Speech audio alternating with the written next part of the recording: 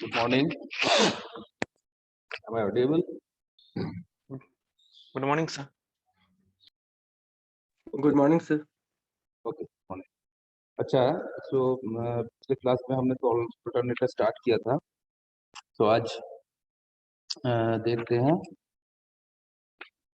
ये alternator.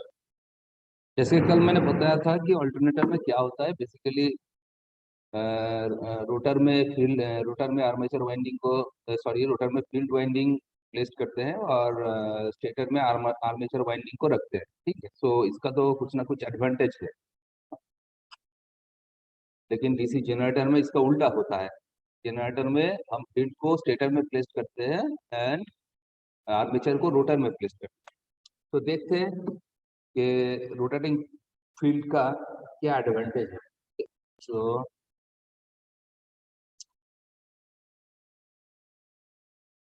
Advantage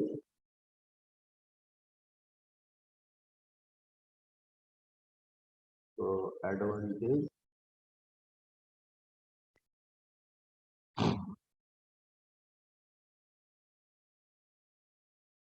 advantage of rotating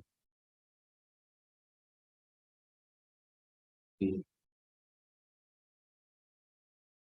alternate.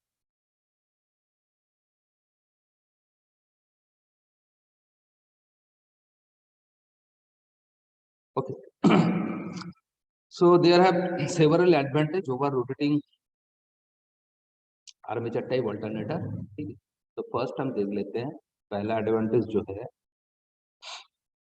पहला advantage क्या है?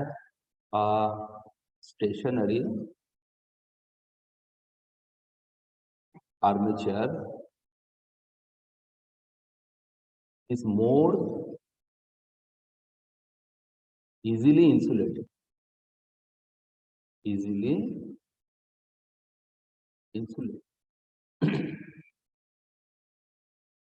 for high voltage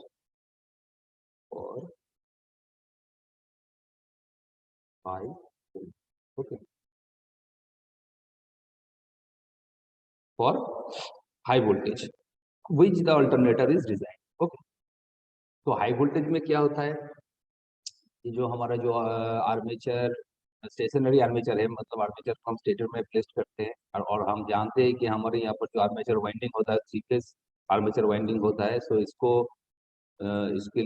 इसके लिए इंसुलेशन एक बहुत इम्पोर्टेंट चीज़ है। लेकिन ये क्या है, ये जब स्टेशनरी होगा, देखो एक स्टेशनरी पार्ट को इंसुलेट करना बहुत इजी होता है रोटेटिंग पार्ट के कंपेरिजन। तो ये हमारा एक एडवांटेज है कि stationary armature is more easily insulated for high voltage. ठीक है, and we know that this generated voltage may be as high as 33 kV. This generated voltage may be as high as 33 kV. ठीक है, अच्छा number two क्या है? The armature winding can be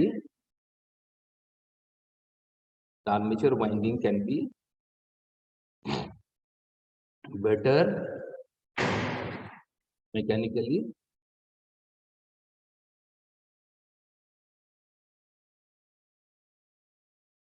mechanically against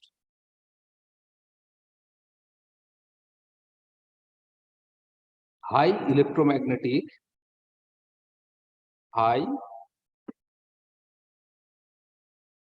electromagnetic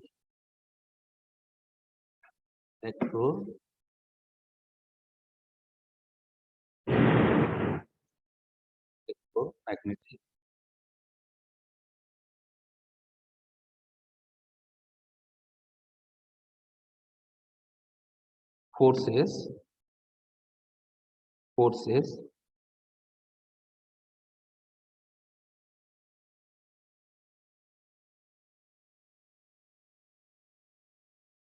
due to large short circuit current.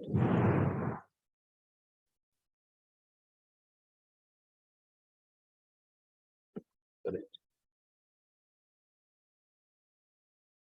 short circuit current when the armature windings are in the stator. Okay, when armature winding are in the stator. So armature winding can be braced better mechanically against high electromagnetic force due to large short circuit current.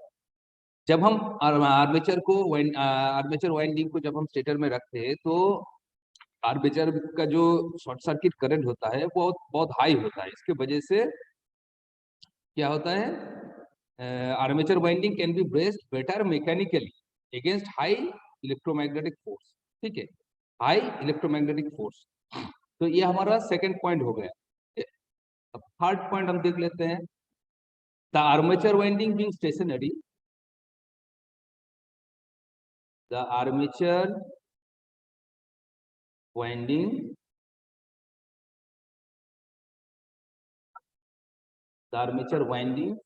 being stationary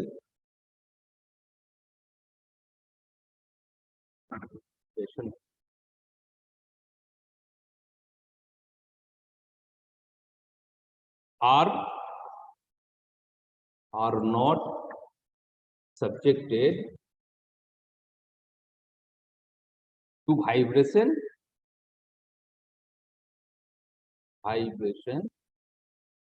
and centrifugal forces.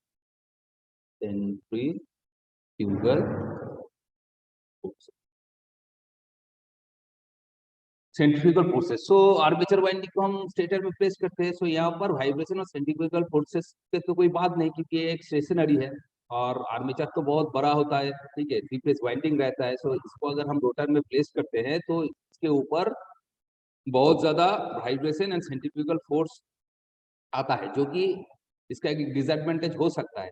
सो इसलिए हम armature winding को stator में रखते हैं। ठीक है, ताकि vibration because are not subjected to vibration or any centrifugal forces। ठीक है, अच्छा नंबर 4 जो है, नंबर 4 क्या है?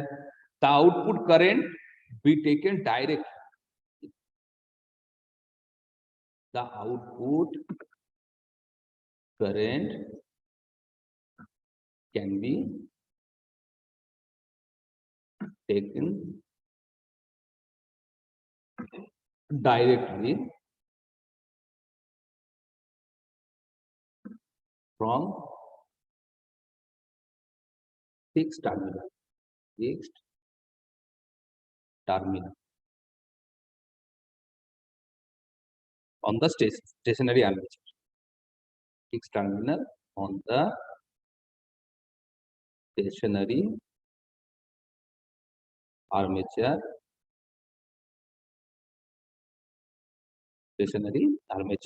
without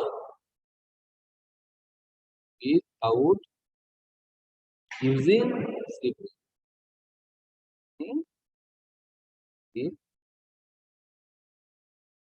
rings or brushes and brushes।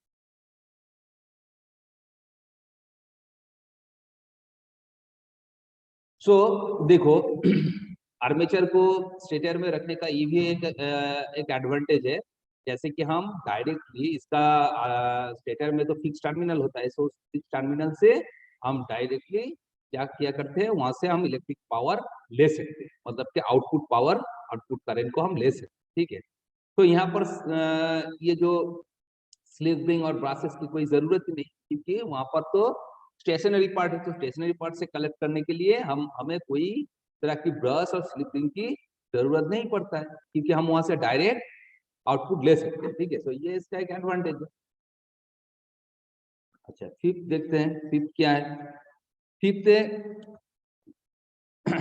देखो, rotating field is supplied with direct current. rotating field is supplied with direct current. तो normally हमारा जो रोटेटिंग फील्ड होता है उसका जो एक्साइटेशन वोल्टेज होता है वो कितना होता है 100 to 500। ज्यादातर हम 150 to 250 यूज करते हैं, ठीक है, लेकिन इसका जो मिनिमम है 100 और मैक्सिमम 500 वोल्ट नॉर्मली वोल्टेज का रेटिंग होता है। ये कौन सा वोल्टेज? फील्ड वोल्टेज, ठीक है, ये एक्चुअली क्या है? Field voltage, field voltage, okay, field voltage. Field volt का रेंज कितना होता है? 100 to 500 volt. So only two slip ring are required to provide direct current for the rotating field. So यहाँ पर हम जानते हैं कि रोटेटिंग फील्ड को हम डीसी सप्लाई दे रहे हैं, तो डीसी सप्लाई दे रहे हैं मतलब उसके लिए एक पॉजिटिव टर्मिनल होता है, एक नेगेटिव टर्मिनल होता है। सो हमें दो स्लिप रिंग से ही काम चल जाएगा, ठीक है। Only two slip ring are required to provide direct current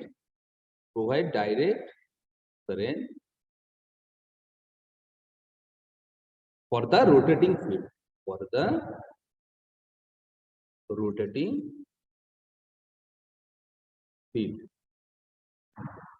the rotating field, ठीक है। लेकिन अगर हम आर्मेचर को रोटर में रखते हैं, ठीक है, आर्मेचर को अगर स्टेटर की जगह रोटर में रखते हैं तो कितना स्लिप रिंग का जरूरत पड़ता है? बताओ तो कितना स्लिप रिंग लगेगा? अगर आर्मेचर को हम रोटर पे रखेंगे और फील्ड को हम स्टेटर में रखते हैं तो आर्मेचर से आउटपुट निकालने के लिए कितना स्लिप रिंग का रिक्वायरमेंट होता है?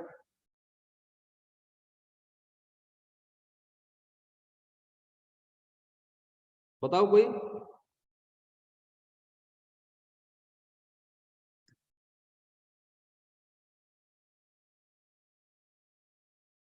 प्रणब बताओ।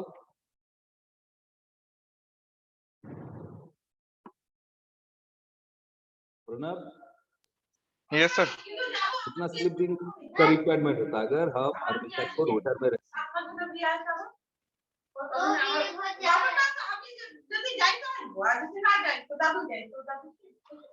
हेलो। हाँ, सुनाई दे रहा है? Yes sir. तो कितना स्लिप रिंग का रिक्वायरमेंट होगा अगर आर्मेचर को हम रोटर में रखेंगे? एक्चुअली आर्मेचर का जो वाइंडिंग होता है, कितना वाइंडिंग होता है, कितना फेज रहता है आर्मेचर में? ये जो अल्टरनेटर है हमारा, अल्टरनेटर है, ये 3 फेज अल्टरनेटर है ना, तो आर्मेचर वाइंडिंग में कितना फेज होगा?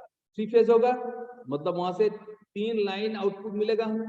सो अगर 3 लाइन से हमें आउटपुट लेना होगा रोटेटिंग पार्ट से, तो क्या होगा? कितना स्लिप रिंग का रिक्वायरमेंट होगा? 3। At least 3 slip ring would be required for the rotating armature, okay. So यहाँ पर हमें 2 स्लिप रिंग से ही, 2 स्लिप रिंग लगाने से ही काम हो जा रहा है। इसके लिए इंसुलेशन का जो रिक्वायरमेंट होगा वो भी कम होगा।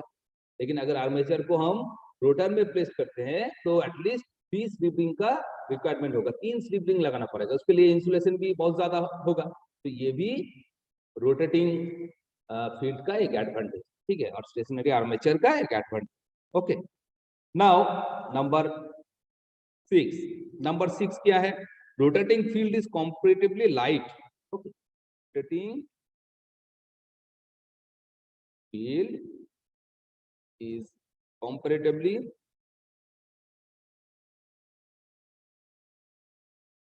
light, आर्मेचर से बहुत लाइट होता है, ठीक है, and can be constructed for high speed, and can be constructed for high speed rotation.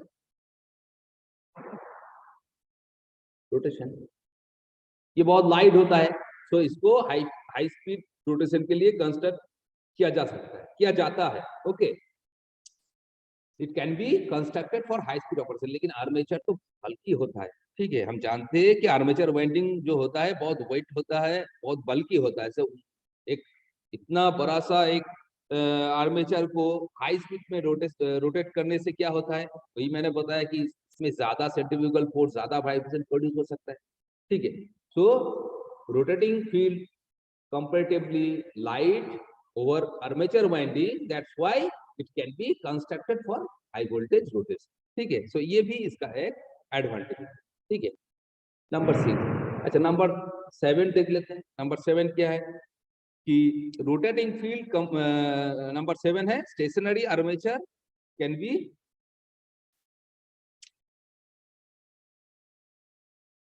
Stationery armature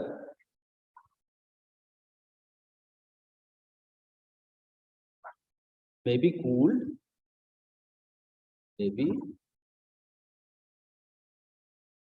more easily, more easily, okay, more easily.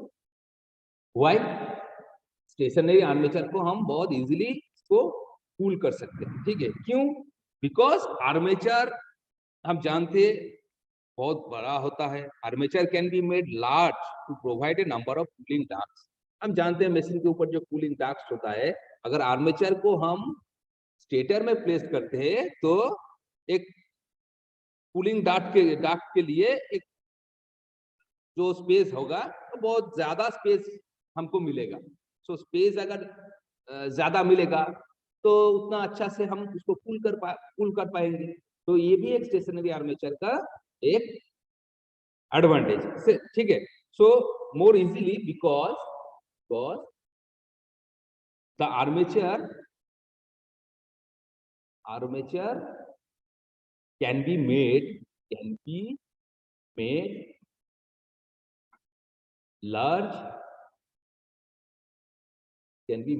large to provide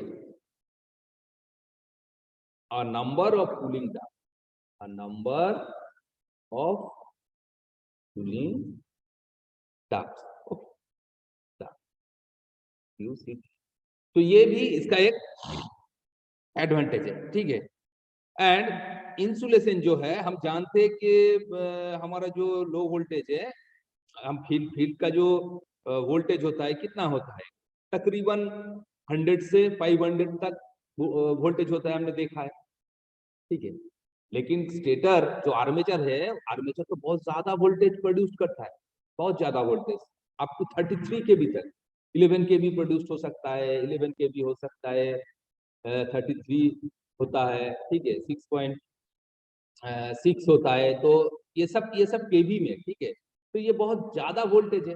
और हम जानते हैं कि हमारा जो इंसुलेशन किसके ऊपर डिपेंड है, इंसुलेशन किसके ऊपर डिपेंड करता है, बताओ तो सौरभ। सर वोल्टेज वोल्टेज के ऊपर डिपेंड करता वोल्टेज है, इंसुलेशन वोल्टेज के ऊपर डिपेंड करता है। ज्यादा वोल्टेज होगा तो ज्यादा इंसुलेशन हमें प्रोवाइड करना पड़ेगा, है कि नहीं। और हमारा जो करंट, बेसिकली करंट किसके ऊपर डिपेंड करता है, करंट किसके ऊपर डिपेंड करता है, करंट डिपेंड करता है क्रॉस सेक्शनल एरिया, कंडक्टर का जो क्रॉस सेक्शनल एरिया होता है, क्रॉस सेक्शनल एरिया के ऊपर करंट डिपेंड करता है। ये बात याद रखना, ठीक है। ये एमसीक्यू में आता है, कॉम्पिटिटिव एग्जाम में भी आता है, ये एक वेरी इंपॉर्टेंट क्वेश्चन कि हमारा जो करंट है, सो करंट किसके ऊपर डिपेंड करता है, current always depend on cross sectional area of the conductor, okay. End voltage किसके ऊपर डिपेंड करता है, वोल्टेज डिपेंड करता है, सॉरी, इंसुलेशन डिपेंड करता है हमारा वोल्टेज के ऊपर, ठीक है। तो यहाँ पर हम क्रॉस सेक्शनल, इस topic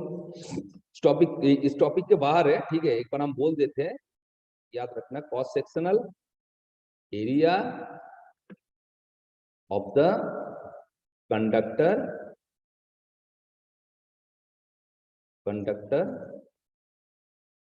depends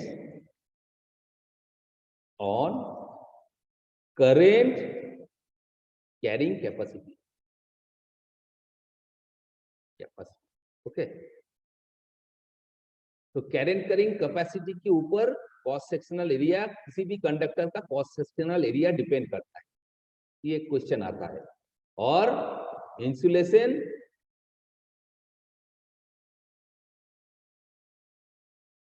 depends on voltage, ठीक है, वोल्टेज। तो ये बात याद रखना, ठीक है। तो अब टॉपिक पे आते हैं। सो हमारा जो आर्मेचर है, आर्मेचर बहुत ज्यादा वोल्टेज को प्रोड्यूस करता है, और रोटर का जो वोल्टेज है हम जानते हैं, यहाँ पर देखो 100 to 500। सो यहाँ से साफ साफ दिख रहा है इसका वोल्टेज बहुत कम है, सो यहाँ पर इंसुलेशन भी बहुत कम होगा। अगर हम आर्मेचर को रोटर में रखते हैं तो उसके लिए बहुत ज्यादा इंसुलेशन को हमें प्रोवाइड करना पड़ेगा, ठीक है, बहुत हाई वोल्टेज है। और एक रोटेटिंग पार्ट में ज्यादा इंसुलेशन प्रोवाइड करना थोड़ा मुश्किल होता है, इसलिए हम फील्ड को रोटर में प्लेस करते हैं ताकि इसके जो वोल्टेज होता है बहुत कम होता है, और इसके लिए जो इंसुलेशन हमें देना पड़ता है वो हम इजिली यहाँ पर प्रोवाइड कर सकते हैं, कोई दिक्कत नहीं है। सो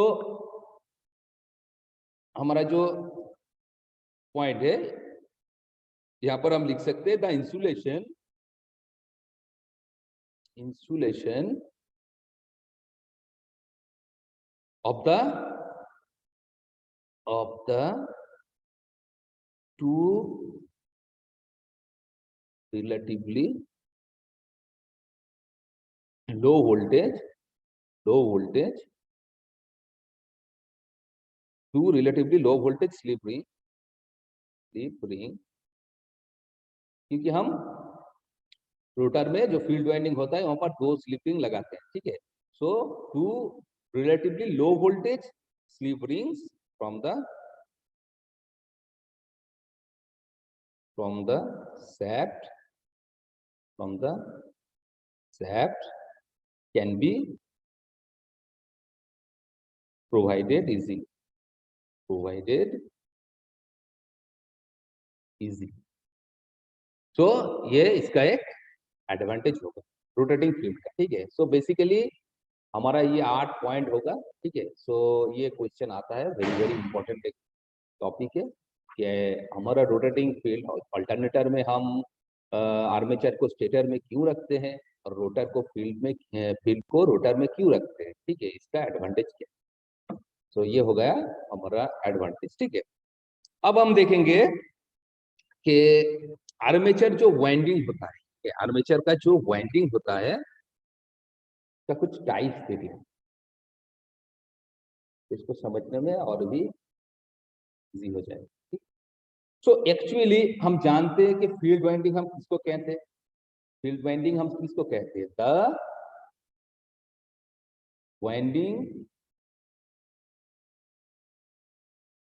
to which a current is passed to produce the main flux, is called field winding.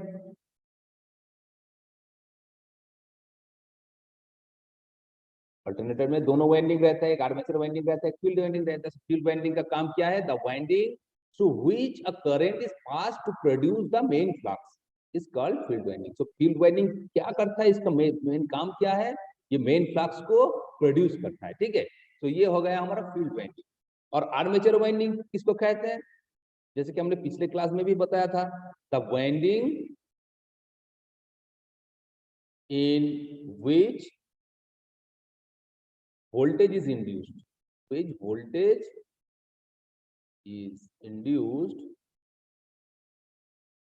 is called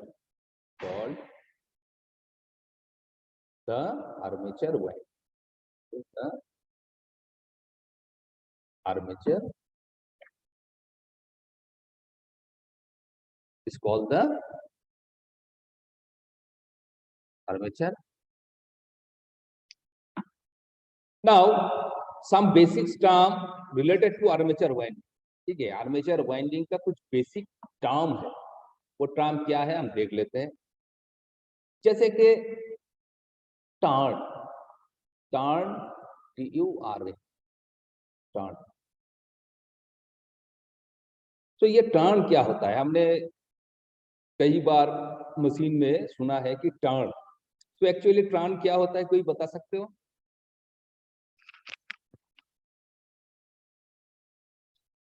turn actually होता क्या है?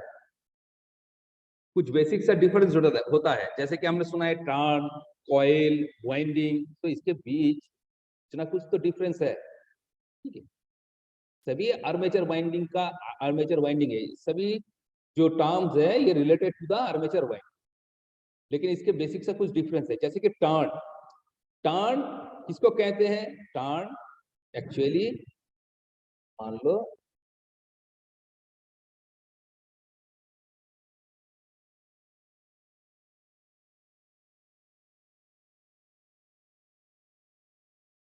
टर्न एक्चुअली क्या होता है,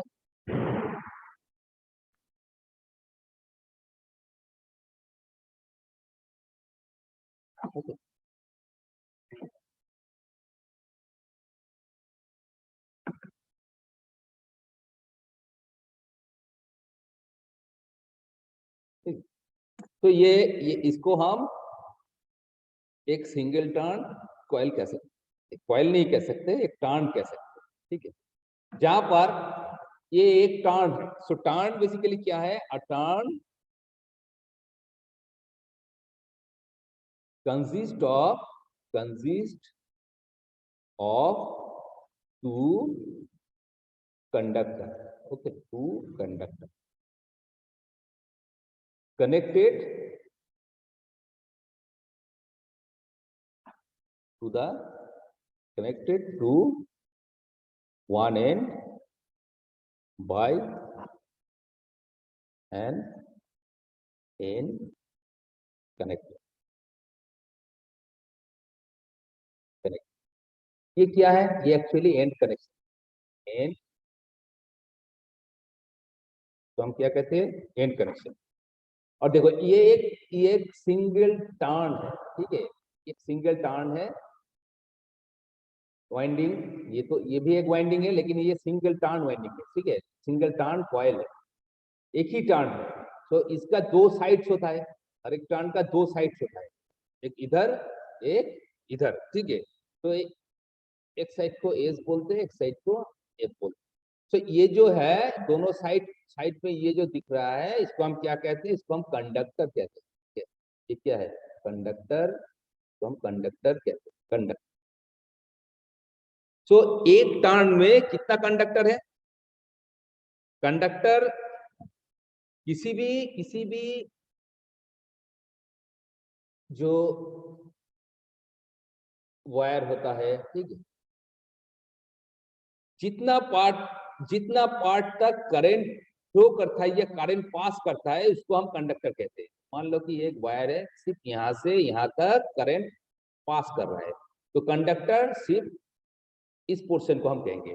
तो ये एक सिंगल टर्न कॉइल है, तो सिंगल टर्न कॉइल है, एक देखो, एक इधर एक कॉइल साइड है, इधर एक कॉइल साइड है, ठीक है, तो इसको हम क्या कहेंगे? कंडक्टर कहेंगे। सो एक टर्न में कितना कंडक्टर है? एक टर्न में कितना कंडक्टर है बताओ? 2। एक सिंगल टर्न में दो कंडक्टर रहता है, ये बात याद रखना, एक सिंगल टर्न में दो कंडक्टर रहता है। अगर मान लो कि हमारा ये जो नंबर ऑफ टर्न 3 है, 3 है, नंबर ऑफ टर्न मान लो कि 3 है, यहाँ पर और भी 3 कॉइल है, ठीक है, और भी यहाँ पर 3 टर्न है।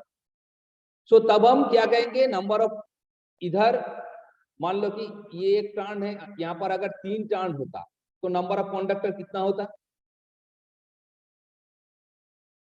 6 होता। सो नंबर ऑफ कंडक्टर को अगर हम Z से रिप्रेजेंट करते हैं और नंबर ऑफ टर्न को अगर T से रिप्रेजेंट करते हैं, so Z is equal to 2T होता है ऑलवेज, ठीक है। यहाँ पर Z क्या है? Number of conductor, number of conductor, okay, and T क्या होता है? T होता है नंबर ऑफ टर्न, ये बात याद रखना। ठीक है। सो यहाँ पर एक टर्न में 2 कंडक्टर होते हैं, इसको हम टर्न बोलते हैं। अब कॉइल किसको बोलेंगे? कॉइल, कॉइल किसको कहते हैं? देखो ऐसा ही अगर 2 3 4 टर्न एक दूसरे के साथ सीरीज में कनेक्ट रहेगा, तब हम उसको क्या बोलेंगे? तब हम उसको कॉइल बोलेंगे। ठीक है। सो कॉइल क्या है? Coil, a coil is formed by connecting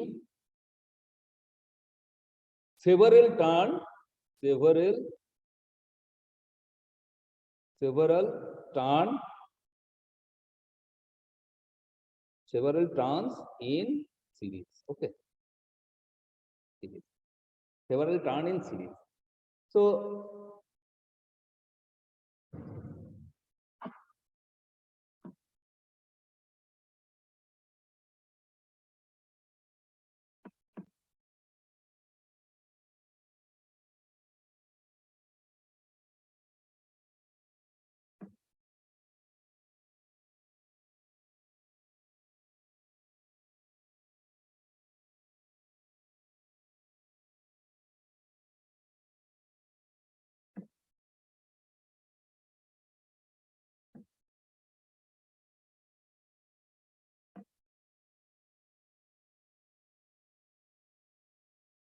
ठीक है।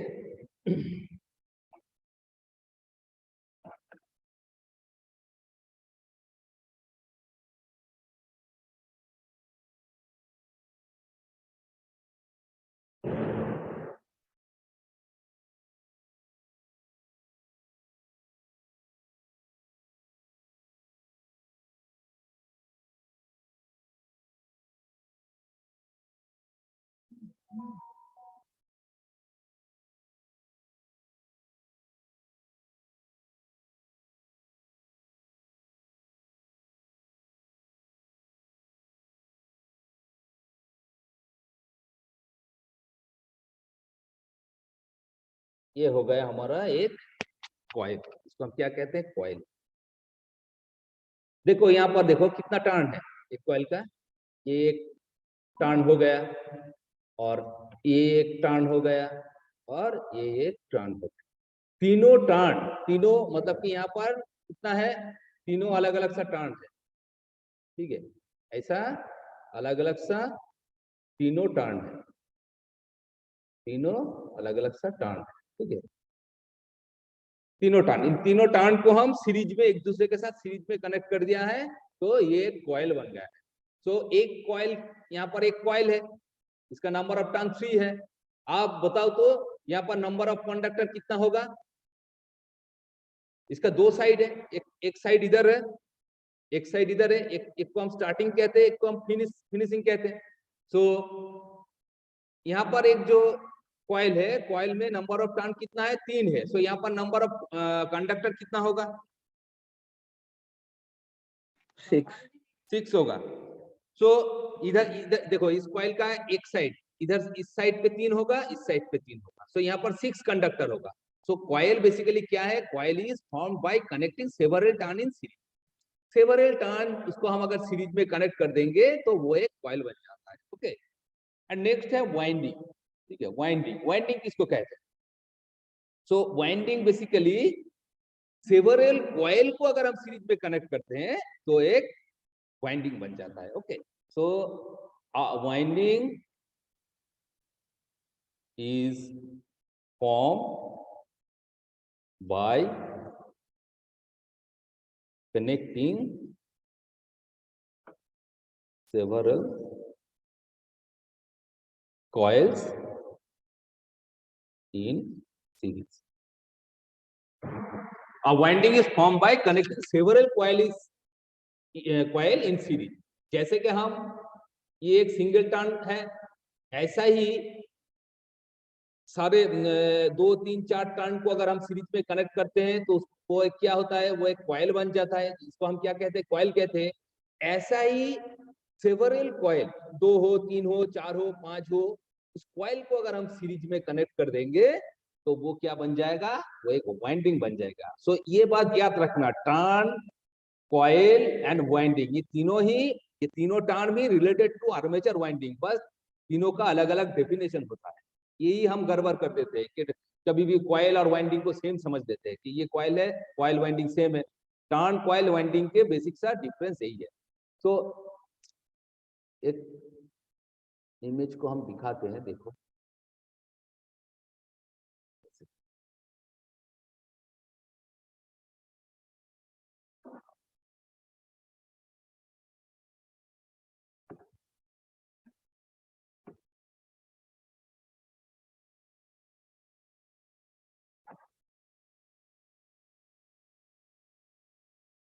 देखो यहाँ पर टर्न है, कॉइल है एंड वाइंडिंग।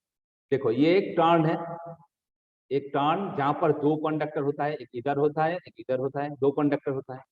और ऐसा ही टर्न को हम सीरीज में अगर कनेक्ट कर देंगे तो वो कॉइल बन जाता है। ठीक है, तो ये एक कॉइल है, कॉइल है, कॉइल का दो साइड होता है, एक इधर एक इधर, दो साइड, हर एक साइड में देखो तीन तीन छह कंडक्टर। ठीक है, तो यहाँ पर तीन टर्न है, ऐसे ही तीन, सिर्फ तीन ही नहीं, 10 20 50 जितना भी टर्न हम एक साथ जुड़ देंगे सीरीज में वो एक कॉइल बन जाता है। ठीक है, सो कितना टर्न एक कॉइल के अंदर है उसके ऊपर नंबर ऑफ कंडक्टर डिपेंड करता है, मतलब कि Z डिपेंड करता है, Z is equal to 2T होगा। यहाँ पर अगर ऐसा ही टर्न अगर हम 50 ले लेंगे तो नंबर ऑफ कंडक्टर हो जाएगा 2 into 50 मतलब कि 100। ठीक है, तो ये बेसिकली एक कॉइल हो गया। और वाइंडिंग किसको कहते हैं, देखो ऐसा ही यहाँ पर देखो तीन कॉइल लिया है, तीन कॉइल को एक दूसरे के साथ हम सीरीज में कनेक्ट कर दिया है। ठीक है, तो जब भी हम सेवरल कॉइल को सीरीज में कनेक्ट करते हैं तो वो एक वाइंडिंग बन जाता है। जैसे कि हमने सुना है फील्ड वाइंडिंग, आर्मेचर वाइंडिंग से। ठीक है, सो आर्मेचर वाइंडिंग, ये वाइंडिंग क्या है, सेवरल कॉइल हम सीरीज में कनेक्ट करते हैं। ठीक है, सो यहाँ पर सिंबल एस रिप्रेजेंट किसको रिप्रेजेंट करते हैं, स्टार्टिंग को। ठीक है, सो यहाँ पर ये जो एस है, एस मतलब के स्टार्ट। हर एक कॉइल का एक स्टार्टिंग होता है, हर एक कॉइल की स्टार्टिंग होता है, एक फिनिशिंग होता है। सो एक साइड को हम स्टार्टिंग बोलेंगे, एक साइड को हम फिनिश बोलेंगे। सो एस रिप्रेजेंट किसको रिप्रेजेंट करता है, स्टार्ट को। एंड एफ जो है ये किसको रिप्रेजेंट करता है, सो आई थिंक आर्मेचर वाइंडिंग का जो अलग अलग सा टर्म होता है, फील्ड वाइंडिंग क्या होता है, ये पूरा कॉन्सेप्ट तुम लोगों को क्लियर हो चुका है। तो नेक्स्ट क्लासेस में हम इस टॉपिक को फिर आगे डिस्कस करेंगे। इसके बाद पिच फैक्टर है, डिस्ट्रीब्यूशन फैक्टर है, ईएमएफ इक्वेशन है, तो पिच फैक्टर, डिस्ट्रीब्यूशन फैक्टर, ये सब क्या होता है, ये सब के बारे में हम डिस्कस करेंगे। ठीक है, तो आज तो टाइम नहीं है, आज की क्लास इतना तक की। सो यहाँ तक क्लियर है सबको? Yes sir. Yes sir. अच्छा, नेक्स्ट हाफ में कोई क्लासेस है तुम लोगों का? No sir. अच्छा, अगर मुझे टाइम मिलेगा तो नेक्स्ट हाफ में हम एक क्लास, मशीन का ही एक क्लास ले सकते हैं। ठीक है, अगर हम लेंगे तो लिंक हम व्हाट्सएप ग्रुप में शेयर कर देंगे। ठीक है, देखते हैं। ओके, सो ठीक है, आज का क्लास यहीं पर एंड करते हैं। तो सौरभ इस अटेंडेंस को भेज देना। ठीक है, ओके सर। आज तो प्रणव है, प्रणव तुम भी भेज देना attendance. Yes sir. Okay okay, ठीक है, thank you. Thank you thank sir. You sir. Thank you. Thank you sir.